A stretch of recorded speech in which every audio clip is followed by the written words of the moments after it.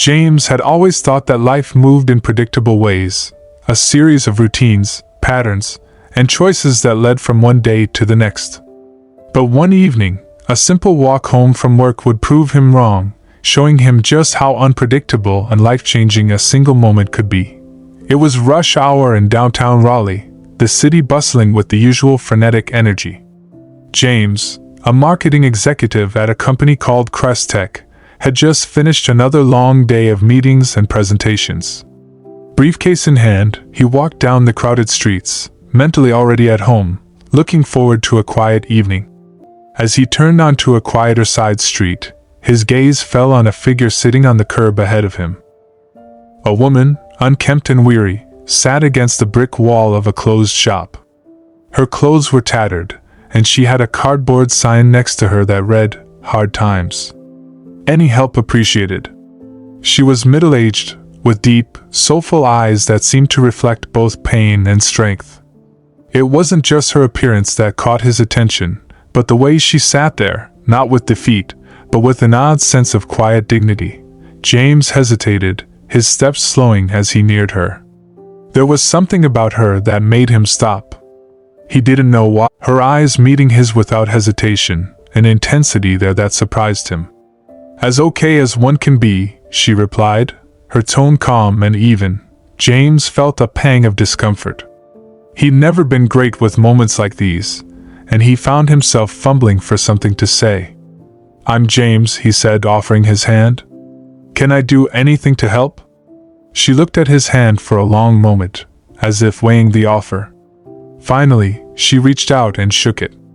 "Harley," she said simply, her grip surprisingly firm. There was a long pause before James spoke again. "What happened? How did you end up here?" Harley's face darkened, and for a second, he thought he'd overstepped. But then she spoke. Her voice low, almost reflective. "Life has a way of knocking you down when you least expect it," she said, her gaze distant. "One thing led to another, and before I knew it, I was on the street. No family, no home, no job. You don't just lose those things, James. They slip away, bit by bit, until you're left with nothing." James felt a tightness in his chest. He didn't know why, but there was something about Harley's calm demeanor that moved him in a way he couldn't explain. "I'm sorry," he murmured, the words feeling inadequate. Harley's gaze softened, as though she understood his helplessness. "It's not your fault. Most people walk by. You're already doing more than most." James took a step back, unsure of what to do next, when an idea came to him, unbidden and almost reckless. "Look, I know this sounds crazy, but there's a corporate event at my company next week. You know, a big office party. Employees are allowed to bring a +1, and I was thinking, maybe you'd like to come?" Harley raised an eyebrow, a flicker of amusement in her eyes. "You want me to be your date? A woman you just met, who's sitting on the sidewalk asking for help?" James flushed. "I know it sounds strange. But I don't know, there's something about you. You don't belong here on this sidewalk." "Anything," James said, eager to make a modest boutique tucked between two coffee shops in a quieter part of town. The shop's name seemed almost too perfect. Inside, a warm atmosphere greeted them, and the store owner, a woman named Linda, took one look at Harley and smiled warmly. "What can I help you with today?" she asked, with no judgment in her tone.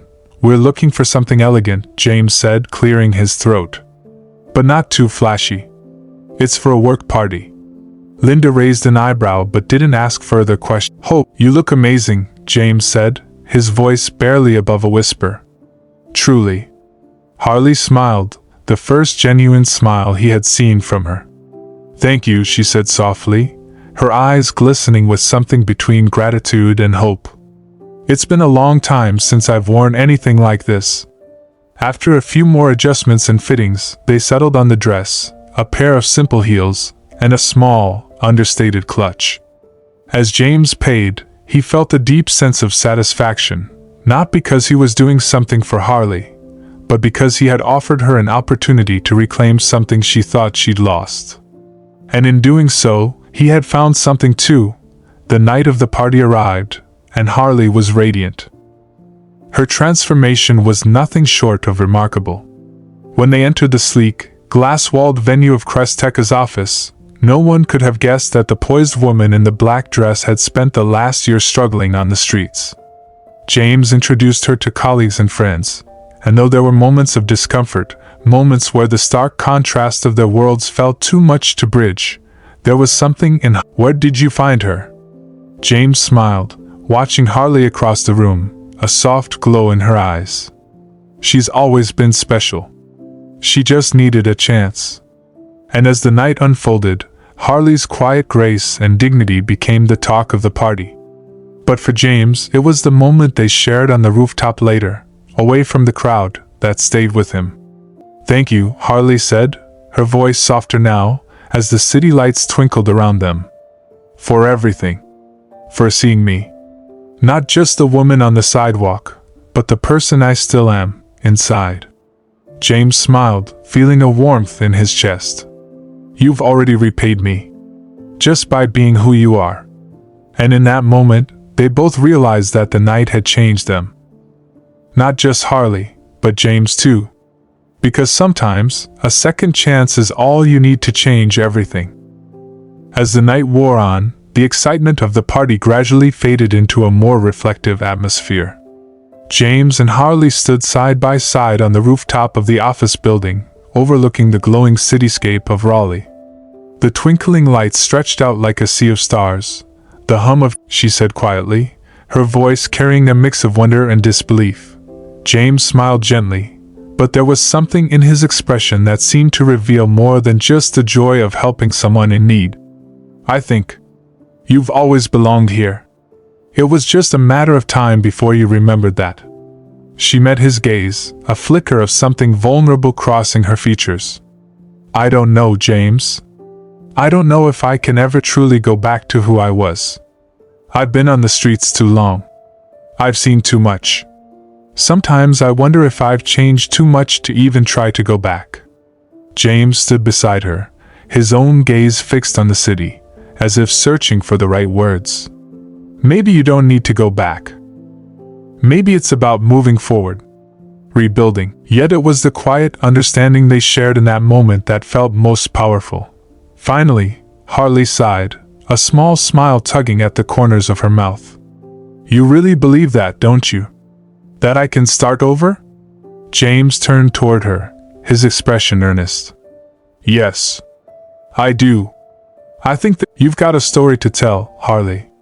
And it's, as the night deepened, they returned to the party, Harley now more at ease in her new dress, walking with a quiet confidence that James had never seen in her before. The evening passed by, with more conversations and more laughter, but beneath it all, James couldn't shake the feeling that this was just the beginning for both of them. Harley, in particular, seemed to come alive in ways he hadn't expected. She spoke with more people than he'd anticipated, and though she remained quiet and reserved, there was a grace in her interactions, a quiet, undeniable strength. By the time they left the event, James could see it in her eyes, the first flicker of belief in her own potential. The days that followed were transformative for both of them. James continued to support Harley, helping her navigate the maze of shelters, job applications, and social services. But it wasn't just his help that made a difference. It was her resilience. Harley didn't just accept charity, she used the opportunity to rebuild, step by step, with quiet determination. She eventually found a part-time job at a local bookstore, a small, cozy place tucked away in a corner of Raleigh. It wasn't glamorous, but it was a start. And for the first time in years, Harley felt a sense of control, of purpose, returning to her life. As for James, he couldn't help but feel inspired by Harley's journey.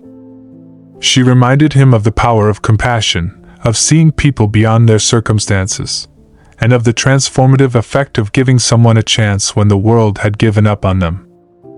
Months passed, and while Harley's life wasn't perfect, no one's ever is, she had found her footing again.